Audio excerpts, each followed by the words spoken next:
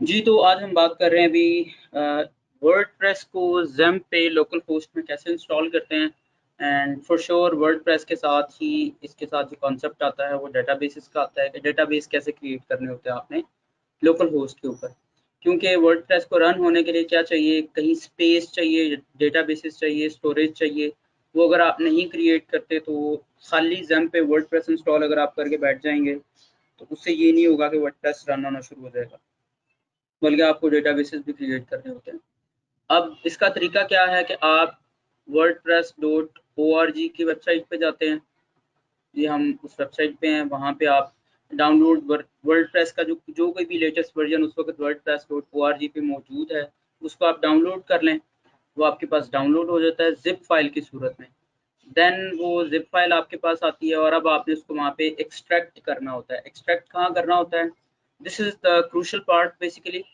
आपने वर्डप्रेस की फाइल जो है उसको एक्सट्रैक्ट करना है। सी लोकल होस्ट जब आप ज़ैम्प इंस्टॉल कर लेते हैं तो वो सी ड्राइव में होता है, जिसको लोकल डिस्क कहते हैं, विंडोज़ वाली डिस्क। उसके अंदर आपके पास होता है ज़ैम्प का फ़ोल्डर।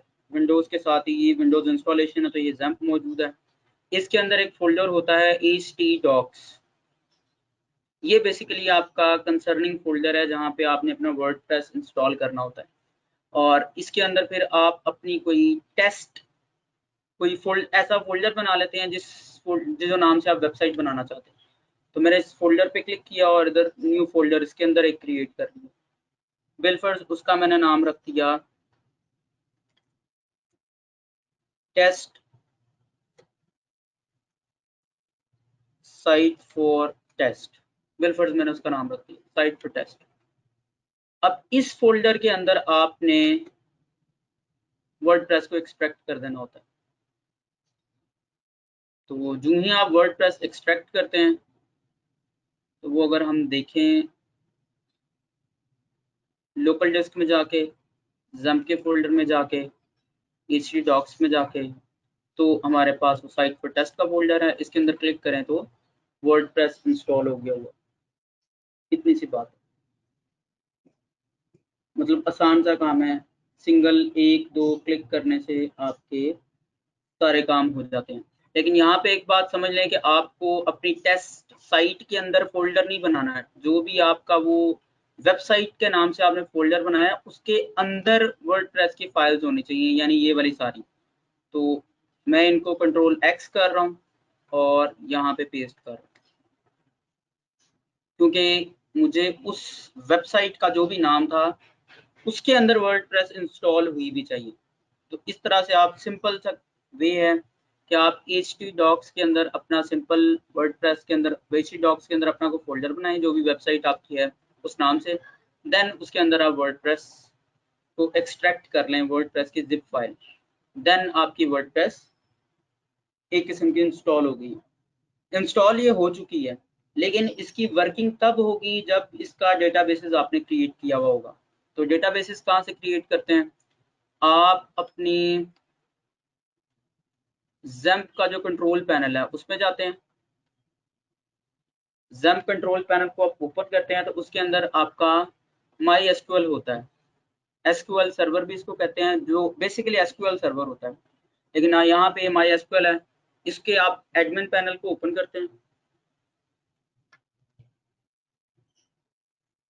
एडमिन पैनल को जब आप ओपन कर लेते हैं तो वहाँ पे फिर आपके पास माई पीएचपी एडमिन ओपन होता है। बेसिकली पीएचपी असल में आपकी सारी ये होस्टिंग का काम कर रही होती है, जब आप वैसे भी काम जो वेबसाइट्स लाइव होस्टिंग लेते हैं।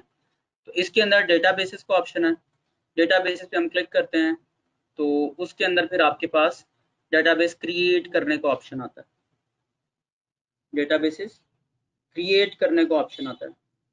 तो आपने क्या करना होता है, जो भी आपकी वेबसाइट का नाम है वो आप यहाँ पे लिख लें याद दहानी के लिए। डेटाबेसेस का नाम कुछ भी हो सकता है, databases 1 2 3 4, it can be anything. लेकिन आपके लिए सजेशन ये है कि जो आपके उस फोल्डर का नाम है वो आप एज इट इज रखें। मसलन मैंने इसको यहाँ से कॉपी किया और यहाँ पे पेस्ट कर लिया। एंड देन आपने यहाँ से कौन सा सिलेक्ट करना है, तो this is a crucial thing, important है। तो आपने यहाँ से इसको कोलेशन ही रखना है।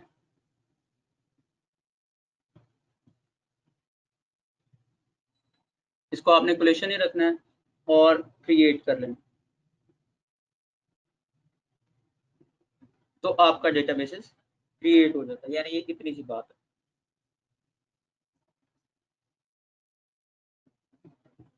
अब आप अपनी इस वेबसाइट को एक्सेस कैसे करते हैं, दिस इज इम्पोर्टेंट।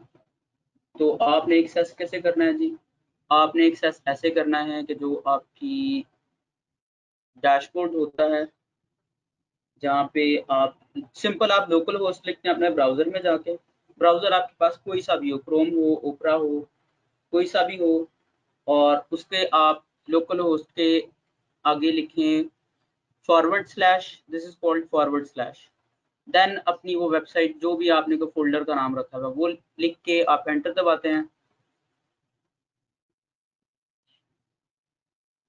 तो वो आपकी वेब जो वर्डप्रेस है उसकी कॉन्फ़िगरेशन का पेज आता है। अब आपने इसको कॉन्फ़िगर करना है, मतलब अपनी मर्ज़ी से आप लैंग्वेज सेलेक्ट कर लें।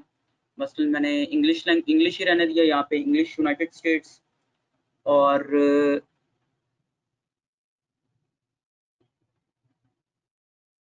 डेटाबेसेस का जो अपनी मर्ज़ी से आप कोई डेटाबेस नेम रख सकते हैं, ये भी आप कर सकते हैं। इसको मैंने यही कर दिया। यूज़र नेम अपनी मर्ज़ी से आप कुछ भी रख सकते हैं, एडमिन। पासवर्ड आप जो मर्ज़ी लिख लें, वो आपकी मर्ज़ी है। तो खाली छोड़ दें, या खाली छोड़ने से ये होगा बस वैसे ही एंटर करेंगे तो लॉगिन हो जाएगा। नहीं तो आपको पासवर्ड रखना चाहें तो वो भी रख सकते हैं।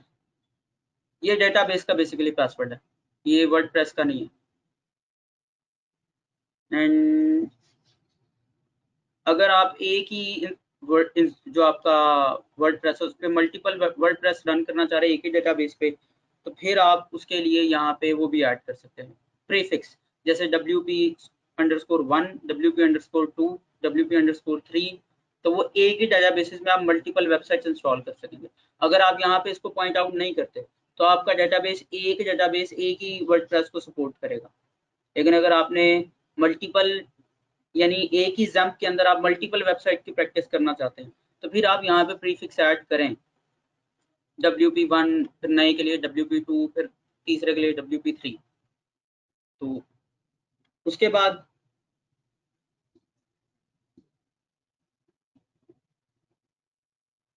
ओके, इसका मैं वापस वर्डप्रेस रखता हूँ।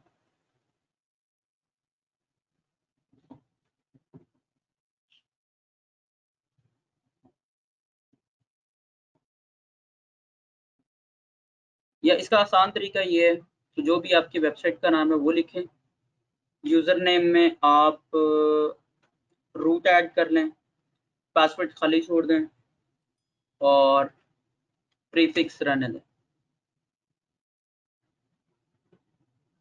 That's it. अब हम रन द इंस्टॉलेशन कर लेते हैं।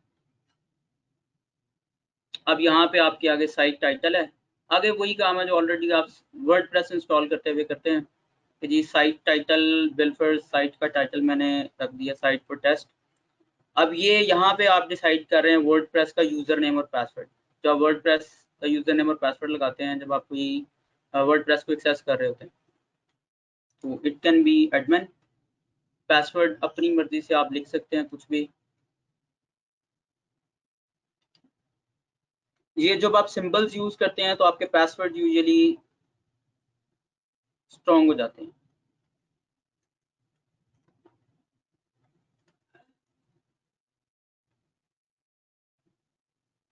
WordPress 1.2 ये मैंने पासवर्ड रखा है। I didn't hide it because I want you to show कि चीज़ें किस तरह से हों तो वो स्ट्रॉन्ग हो जाती हैं। और ईमेल जो है वो अपना कोई सा भी आप ऐड कर लें, बिल्फर्स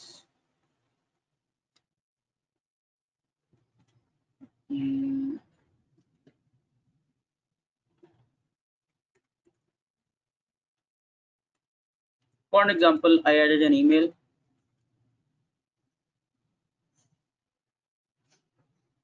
एंड इसको आप अनचेक के रहने दें। इंस्टॉल वर्डप्रेस करते हैं तो आपका वर्डप्रेस इंस्टॉलेशन हो जाती है। बस इसको याद रखना है कि पासवर्ड क्या रखा था। अब वर्डप्रेस के मैंने SS नहीं डाला, This needs to be kept in mind. क्योंकि बाद में जब पासवर्ड ट्राई कर रहा हूँ तो मैं उसको डबल एस ट्राई करूँगा, तो मैंने तो डबल एस नहीं रखा।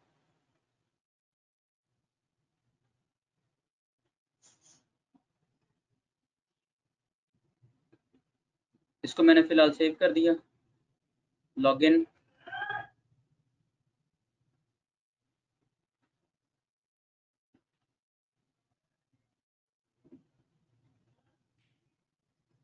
दैट्स इट, इतनी सी बात है।